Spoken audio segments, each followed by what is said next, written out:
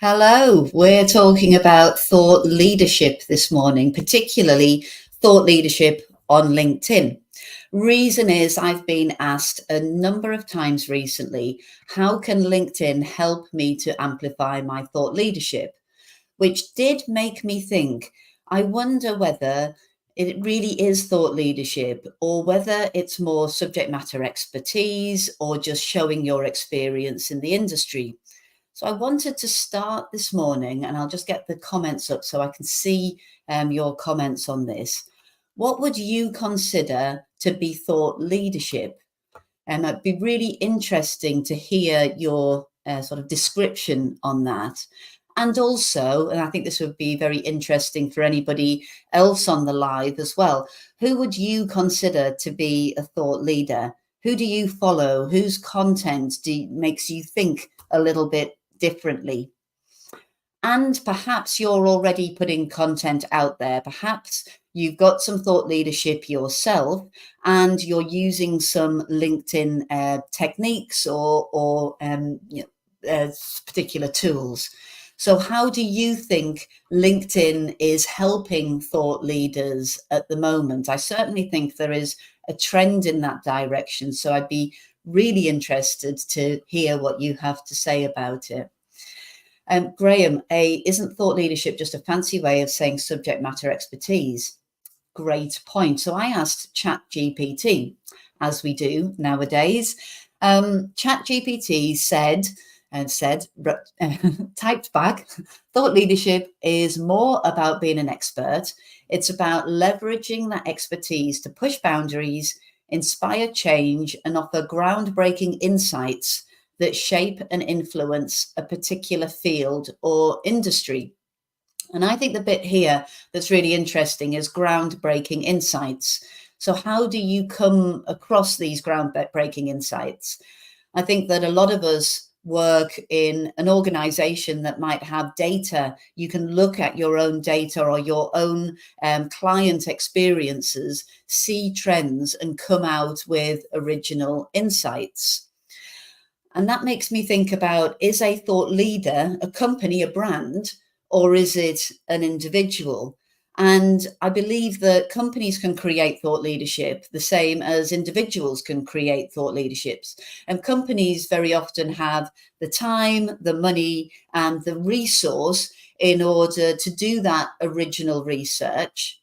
But the individuals actually have the opportunity to more easily grow personal connections. And people do buy into individuals quicker and easier than they buy into brands. The old people buy from people. But you can, if you're sharing your personal experiences, then people start buying into that and you can create a following a lot quicker. And the way that LinkedIn is set up, which is quite personal profile first, that's why I'm looking at creating thought leadership via personal profiles. And that's what I'm going to focus on in the live today. Just having a look at some of the comments. Thank you, Chris. Insightful points of view. Agree with that completely. Based on that definition, you're right. There are very few thought leaders around.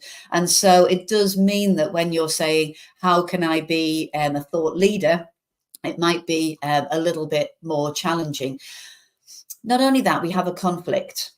You may have people in your organization that are wanting to be on stage to get that personal following. They may come into a marketing meeting and say, I would like to be a thought leader.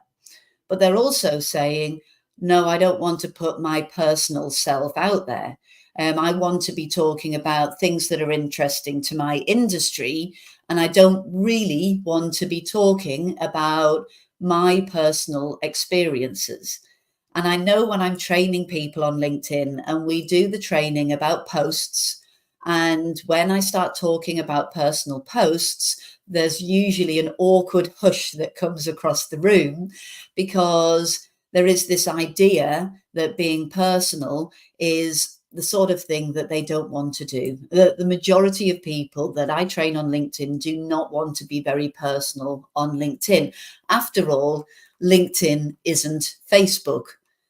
And I think that everybody will find their view on how personal they want to be. And I don't think it needs to be that professional versus personal. I think that you can be personal. Your career experiences are very personal to you. I think the most important thing that we need to remember is to actually have a personality. Looking at people with a large following on LinkedIn, I've picked a few classics here and just had a look at their last couple of posts. And we have people with photographs of their past, videos on what they believe in, a personal story which reflects the values and the things that they're followed for professionally, but it is incredibly personal. And so, as much as you might want to reflect your professional persona, it's about standing out with that personality. And if you are saying the things that are groundbreaking, if you're bringing great insights and you speak, people won't necessarily just come. And that's because, particularly in LinkedIn terms, LinkedIn is incredibly reciprocal.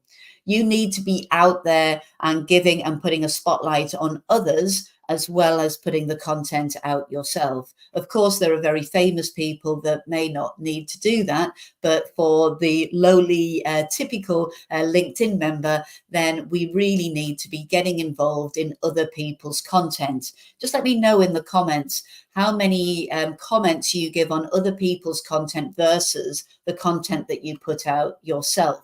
I was at a conference recently who recommended that you would put out 10 comments for every post. And I think that feels like a really good balance. In fact, the simple act of just liking on somebody else's content, we found when we tested it, improved our response rates by 10%. So there is more to this than is algorithmic. I can talk about the algorithm certainly, but I think there's something much more personal here, and that is you're creating goodwill. When you are supportive of other people, they will be supportive of you in return. And very often it's their network that you're going to find a following through. And if you're putting content out and you're not getting the engagement from the audience that it's intended for, I would say don't give up. Firstly, consistency is really important. Again, more research that we did showed higher impression levels if you're just consistent with it. But actually, more importantly, we've got the more than half of the people on LinkedIn are completely passive. They are never liking, they're never posting, they're never commenting. But you might hear anecdotally in the future, oh, I've been enjoying your content, I've been following you. And actually, if you're trying to engage B2B buyers, they're not going to engage on your content frequently because they know better than to give those kinds of signals of intent. So I would say perhaps look at the analytics of your content, see whether it is actually hitting the target audience that it is intended for, and then you know you're on the right track. You do get that momentum through consistency, and there'll be the occasional piece of content that you get out that will do so much better than others. Chris, great point. And don't just put congratulations on the comment. This is an opportunity for you to show your expertise, for you to give some insightful, for you to be generous with them, but maybe so, and on top of that, I might add something else. And great that you're also commenting more than 10 times to your post ratio. I actually find that people who comment regularly tend to get more profile viewers than people who are posting, without the comments as much. So it's a really, really good LinkedIn technique. I'm just going to change the view perspective on this so that you can see my slide a little bit clearer. As we go into the second half of my live, we are looking at the more practical things that LinkedIn has, the trends and the tools to help us to amplify our thought leadership content.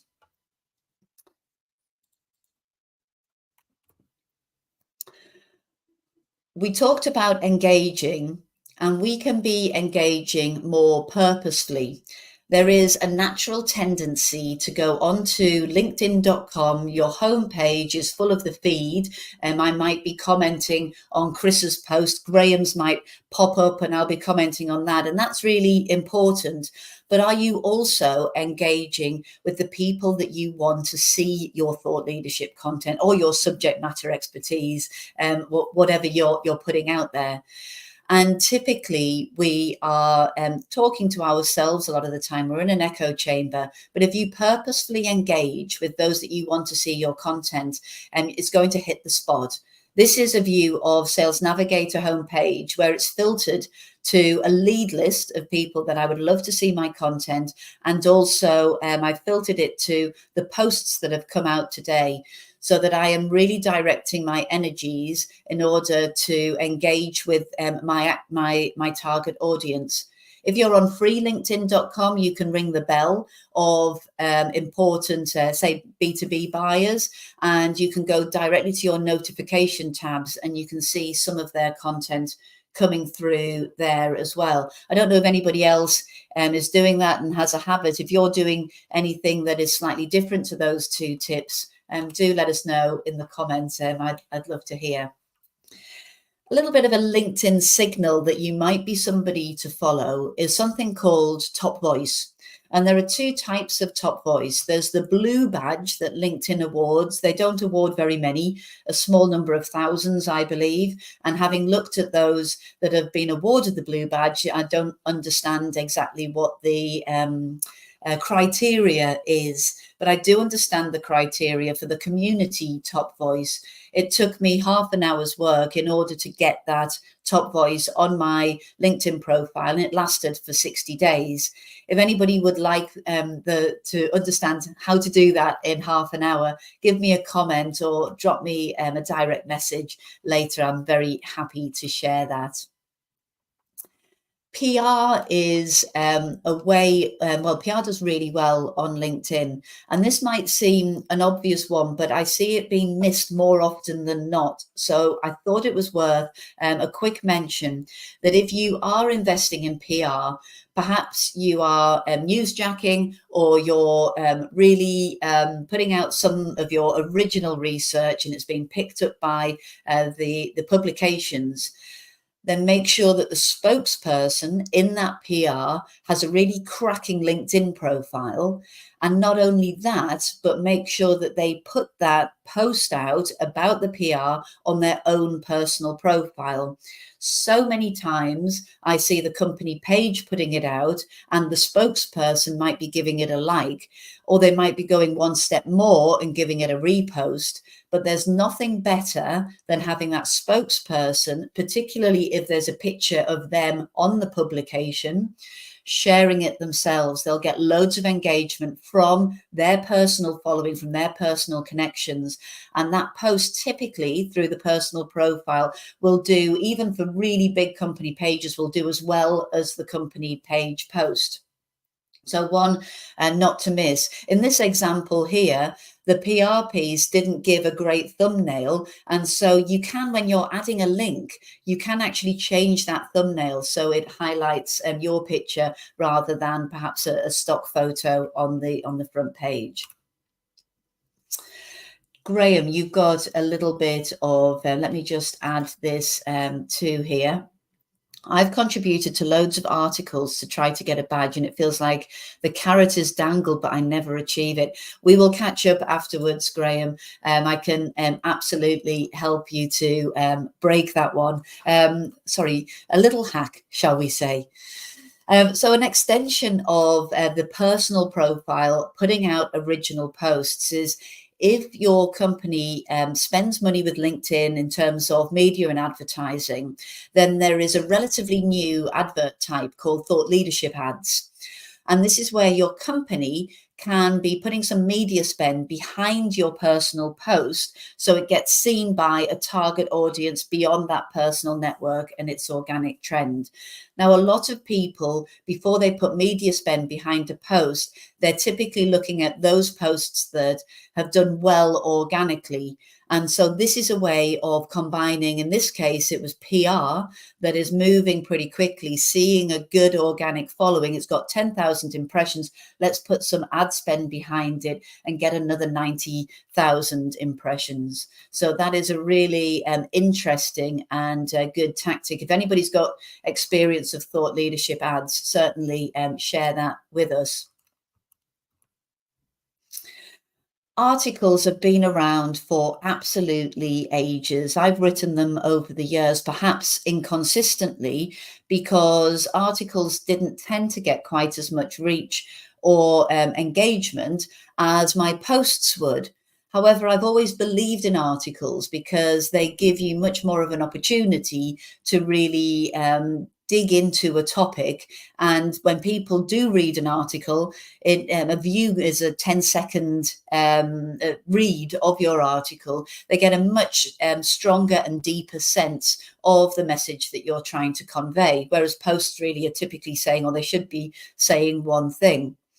What I found also very interesting about articles, they've improved the features on them over time. You can be putting GIFs and videos in, make it really creative, add bios onto the bottom. You can link through to other LinkedIn content, and you can build them as you go as well. I'm doing that at the moment about my content for Q2. What I've also found is that they get indexed on Google much better. So if you've got this article on your website, you can duplicate it onto your LinkedIn page. I would recommend changing the title so that you've got another long tail search that you can come up for. But the way that this is really well indexed, and how I know it, not only have I been going onto Google and trying to find them, but every week when I look at my top performing posts overall for the last 7 days, more often than not, an article that I wrote 4 years ago is coming up. And sometimes it's coming up with, yesterday it had 74 impressions in the last 7 days. Sometimes it's more than 100. And it's because it's been picked up by search engine. Chris, great question. It's almost like you were planted there. What about newsletters? I love newsletters. Newsletters are great because they've got all of the article features, but you've also got a subscriber following. There's something about the consistency of you saying that you're putting out a newsletter monthly means that you're much more regular with it. And as we know, that really helps with the impressions, but so do your subscribers. They're emailed when you put out a newsletter. Because I have a high number of connections, when I put out my first newsletter, people were asked to follow my newsletter. And so I ended up with a lot of subscribers from just my first episode. I've got a whole LinkedIn Live on how to set up a newsletter and my lessons learned. So if you would like to have that video on demand, it's 15 minutes long as well. Just leave me a comment and I will share that with you. But my subscribers are constantly going up. And the reason for that is that every time I connect to somebody, they are also sent a, would you like to subscribe to my newsletter? So I'm continually building up that subscriber base. And if I'm connecting to the audience that I want to see my newsletters, then that is a really valuable tool. And thank you for that. Thank you for that request about newsletters. I would absolutely recommend it. Also, if another thing on newsletters, if you have different topics that so there could be a thought leadership topic, there could be maybe a more promotional thing that you're doing on behalf of your company. You can have up to 5 newsletters on different topics. So it's a really good way of segmenting your audiences and through your content. LinkedIn Lives, no surprise here that I'm a big fan of LinkedIn Lives. In fact, I would say that out of all of the tools and techniques that I've tried, LinkedIn Lives gives you the quickest impact. It is really quite significant in regards to re-engaging your existing network. It really opens up the people that start following you. I have found, interestingly, that even if I've done a LinkedIn Live on my own, that there are people that I'm not connected to that end up on the LinkedIn Live. Important to be following up with those people, of course, and even more important to follow up with people when you are doing a LinkedIn Live with other people, because you're tapping into each other's networks. A great tip is to get yourself guesting in other places because of this cross network effect. We have different examples. It could be a face-to-face presentation, but the posts that they put out afterwards, have a look at who is engaging with those posts and see whether they're relevant to add to your network as well. I'm a big fan of guesting, and I do think it's easier to get yourself guest spots if you're coming out with your own content. And if you have something really compelling, you have some thought leadership content yourself, then that means that you're much more likely to get those guest spots. So I did promise that we would be running through this super quick. We've gone to 20 minutes, so apologies I've not kept to my 15 minutes. I would just like, before we wrap up, to understand, has this changed anything for you? What might you put out for your thought leadership, whether that's tactics, tools, or even looking back at the kind of content that you're putting out? Talking of content, I would like to share with you what's coming up next. This is my Q2 plan for content. We've had a really good chat, Katie and I, about the TikTok style videos coming into LinkedIn. That's available on demand now. On May the 8th at 4 p.m, save the date, Riaz and I are talking ABM with LinkedIn. And in June, Peter and I will be looking at growing your company following. And these are, it's good to have the chats, but I also have the how-tos, the masterminds. This one's the one on thought leadership. Next month, we're looking at how you can really get your posts into your target audience, as Feed really digging into that topic. And then in June, one of my favorite topics is Sales Navigator, how you can do a Sales Navigator audit to understand if your team are really making the most of their Sales Navigator. Graham, let's have a look at some comments. And if you've got any questions, please pop them down. I'm more than happy to stay on. I'll also, I'm happy to answer them in the comments afterwards. Do you have a view on whether thought leadership should also be positive, or can it be critical? Oh, Graham, that's a really tough question. I think that when we are critical, we certainly need to be able to back ourselves and have some kind of positive.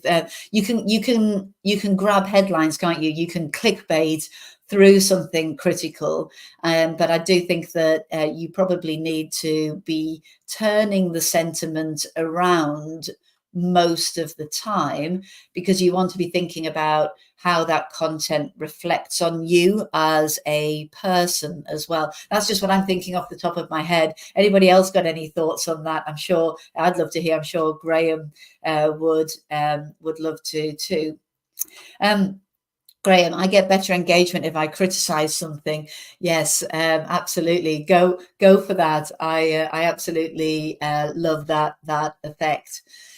If we don't have any more questions or any more comments, I'm going to end the stream now, and thank you so much for coming on. If this is useful for any of your colleagues, it's going to be available on demand. Just go back to the event page and you can share it with your colleagues. Neil, I'll send you that video right over. You have an excellent Tuesday. Thank you for joining. Bye-bye.